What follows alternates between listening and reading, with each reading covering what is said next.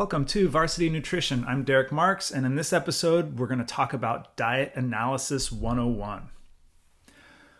Why would you want to analyze your diet? Well, if you've been paying attention, it's really important to know where you're at. It's really hard to guess how many calories you're consuming, how many grams of protein, or how many grams of carbohydrates you've consumed. So tracking your diet is a really useful tool to confirm that your dietary habits are meeting your needs. From dietary analysis outputs, you can get an understanding of how many calories you've consumed, your macronutrient balance, carbs versus proteins versus fats, how much of the macronutrients you're consuming, are you getting enough protein, are you getting enough carbohydrates, and then even take a closer look at your micronutrients, your vitamins, your minerals, and compare all those to your needs, right? Because these analysis tools will also estimate what your needs are. A side note on these tools, are they accurate? I get a lot of questions about that. The answer is no, they're not 100% accurate. So please don't ever use a dietary analysis tool to the exact calorie, right? So we know that there's always going to be some inherent error in the estimates of how much you consumed and in the estimates of how much you burned. So do your best to be as precise as possible when you enter in your data into these tools to make them as accurate as possible, but there's always going to be a little bit of error involved. So to continue with today's episode, we're going to visit Cronometer.com. That's my favorite diet analysis tool. There's others out there and you can use them. They all are basically the same. I feel like Cronometer does the best job of giving the most reliable information and user-friendly information. And we'll get into how to set up your personal profile on Cronometer, how to customize it to make sure that the output that you get from Cronometer meets your needs.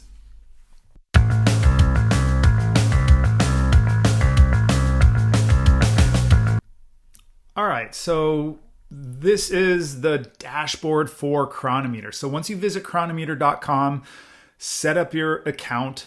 They don't spam you. It doesn't cost anything. They have a free version, and this is the free version on the screen here. And it usually looks, when you log in, it usually looks like this. Sometimes this is collapsed.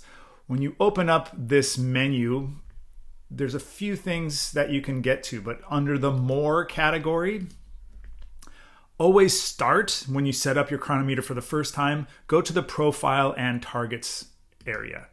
Once you click on that, it helps you set up your personal info. So when Cronometer is estimating your needs, it's based on you and not their default user. So go down the profile, enter your birthday. That doesn't matter if you're that accurate with it. I do suggest entering the correct year for your birthday. That will have an effect on some of their estimates. Enter an accurate weight and height as well. Some of their energy expenditure and other estimates are based on your age and your weight and your height. Enter your weight accurately for sure. Body fat percent here, that's optional. If you have estimates of your body fat, enter them, that's fine. If not, don't worry about it. It won't affect much, if anything.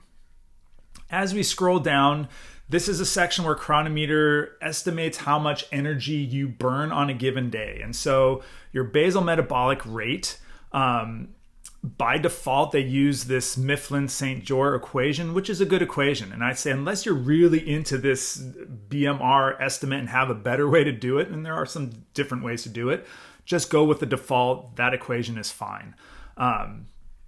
Activity level is a little bit tricky, and I'm going to sort of talk about two options real quickly here. So on the activity level, you have a set of options, none all the way to very active, and you can even customize it.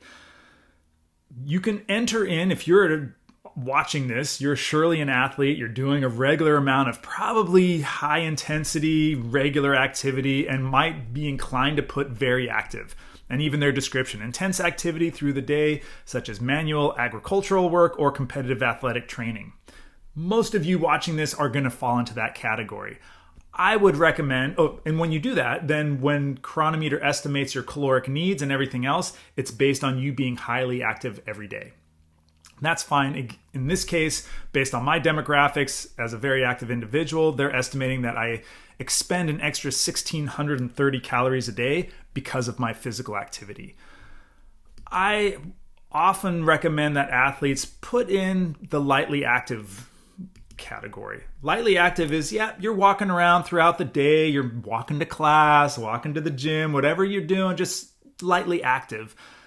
And then on days that you're training, which is probably most days, you can customize, you can enter in the exact exercise that you did, which will then give you a more customized estimate of your caloric expenditure. So option 1, go for the highly active. Most of you watching this are highly active. Option 2, go for probably lightly active. If you have like a restaurant job, you're a food server or on your feet a lot and walking around, you probably go to moderately active for sure. But go to the lightly active if you're, a typical student, and then customize, add your exercise into the diary, which we'll get to in a few minutes. As we scroll down, replace with imported activity. So a cool feature about Cronometer is you can sync it with a wearable. So if you have some sort of wearable device, an Apple Watch, a Garmin, a Whoop, there's so many out there, you can sync the data from your wearable to Cronometer, and that will give you your customized energy expenditure from your wearable, which will override whatever Cronometer thinks you did. I recommend that because the wearables are going to be more accurate and more reflective of what you did on a given day, much more so than Cronometer itself.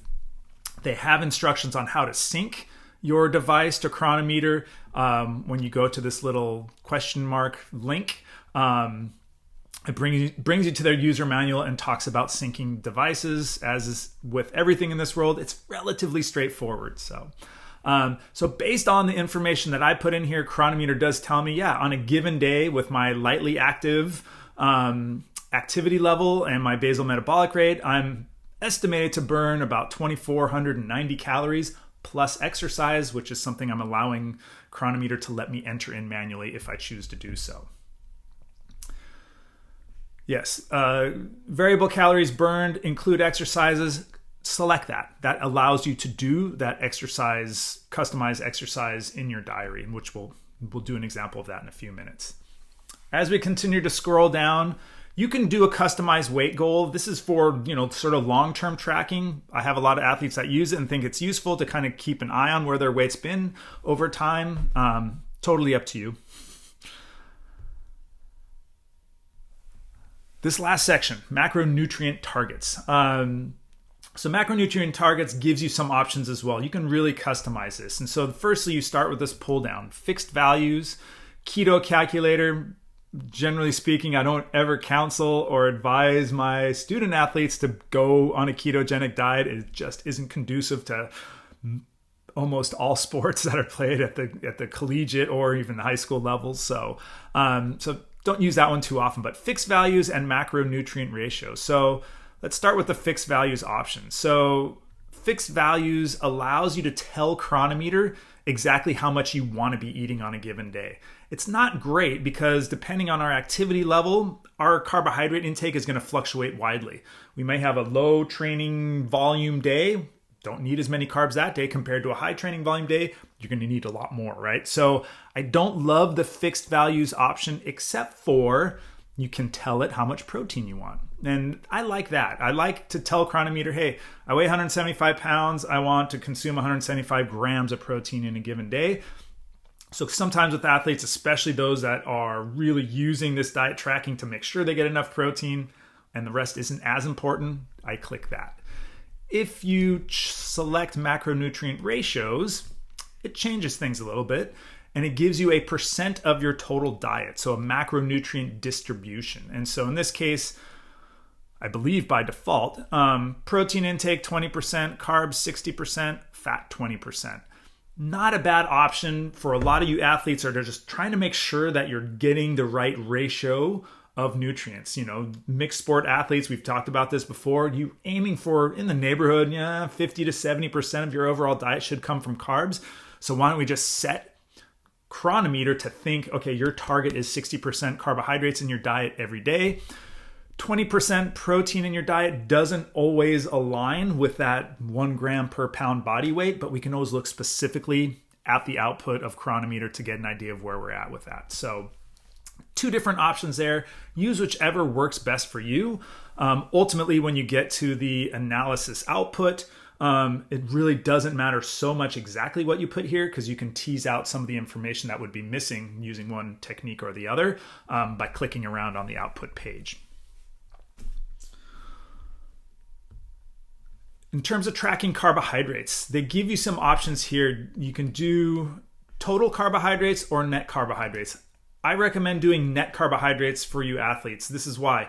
Things like fiber and sugar alcohol, which are in a lot of foods that we consume, they don't provide us with any energy. So you're really consuming carbohydrates for energy. And if you include fiber and sugar alcohols, it could be misleading and you think, oh, I should be consuming enough carbohydrates, when in fact some of those carbohydrates, fiber and sugar alcohols, they don't provide us with any energy. They go through our body without giving us any energy. So I like to track carbohydrates as net carbohydrates and exclude fiber and sugar alcohol. So therefore we know what carbohydrates we're consuming that will give us energy. Yeah, this last section I just leave by default, nutrient targets. That's fine. So once we've done all that, we've set up our profile on Cronometer, and that is about as complete as you can get with setting it up. We can leave this more section and pick up in the diary section. And this is where we're going to continue with the next video.